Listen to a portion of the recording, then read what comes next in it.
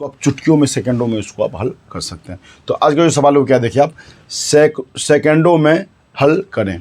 और इस तरह का सवाल अगर आपके सामने आ जाए, जैसे कि देखिए ये है 1,63,145 को हमें गुना करना कितना, 17,214 से। तो नीचे इसमें एक ऑप्शन दिया गया हो कि सही आंसर जो है इसमें, इसके बीच में ये जगह जो है स्पेस है, ये जो हमारे पास ये खाली स्पेस है, इसमें यहाँ पे क्या आएगा। लेकिन ये हमें बिना गुना किए ही हमें ये बताना है कि इसकी जगह यहाँ पे क्या आएगा, सही रिक्त स्थान।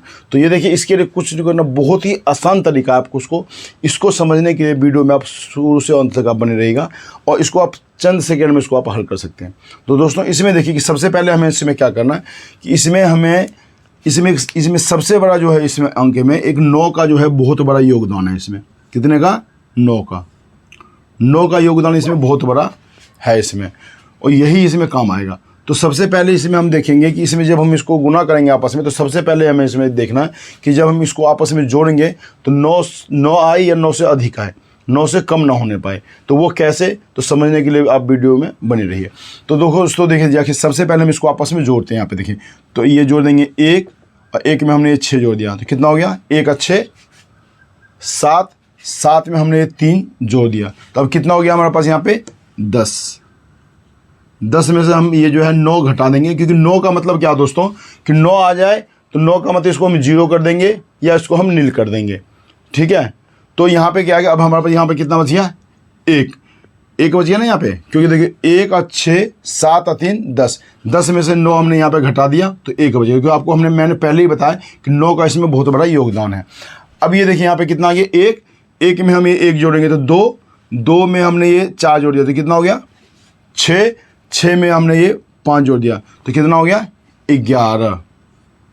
11 में फिर हम ये 9 घटा देंगे तो यहाँ कितना बच जाएगा 2, तो हमने यहाँ पे लिख दिया 2, ठीक है। ये हमने अब यहाँ पे गुना का निशान लगा दिया।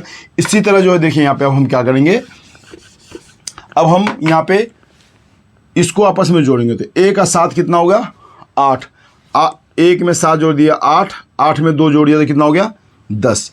तो 10 में से हम यहाँ पे क्या करेंगे 9 घटा देंगे तो कितना बच जाएगा 1, ठीक है।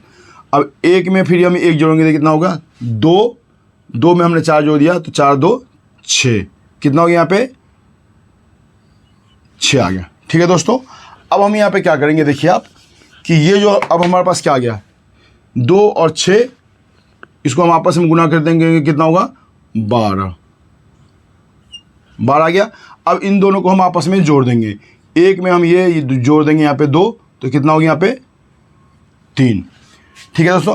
अब आपको ये समझना है यहाँ पे ये कितना हो गया 3, तो 3 पे यहाँ पे हम ये गोला लगा लेते हैं, ठीक है। कितना आ गया 3, तो इस यहाँ पे जो इसका जो आंसर आएगा वो 3 ही आएगा, इसका आंसर यहाँ पे 3 आएगा।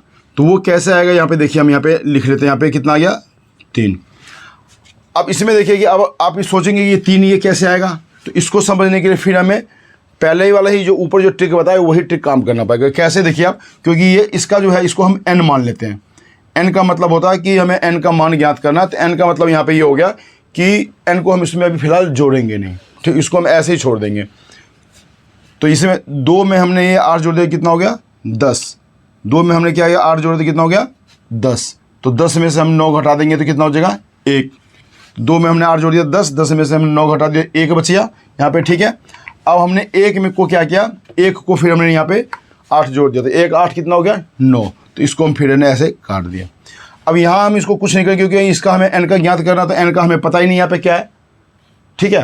तो अब हम यहाँ पे क्या करेंगे, फिर 7 में हम ये 8 जोड़ेंगे, तो 7 में 8 जोड़ेंगे तो कितना होगा यहाँ पे 7 में 8 जोड़ेंगे तो क्या हो गया 15। अब 15 में से देखिए आप हम 9 घटा देंगे तो कितना बच जाएगा 6, ठीक है। अब 6 में 0 जोड़ेंगे तो 0 ही होगा, फिर 0 उसमें 6 में 3 जोड़ेंगे तो कितना होगा 9, अब फिर 9 यहाँ पे कट गया, ठीक है। अब यहाँ पे आप देखिए आप, अब हमारे पास यहाँ पे क्या बच गया, कुछ नहीं बचा, तो इसका मतलब यहाँ पे इसका जो आंसर यही 3 ही आएगा दोस्तों, ठीक है।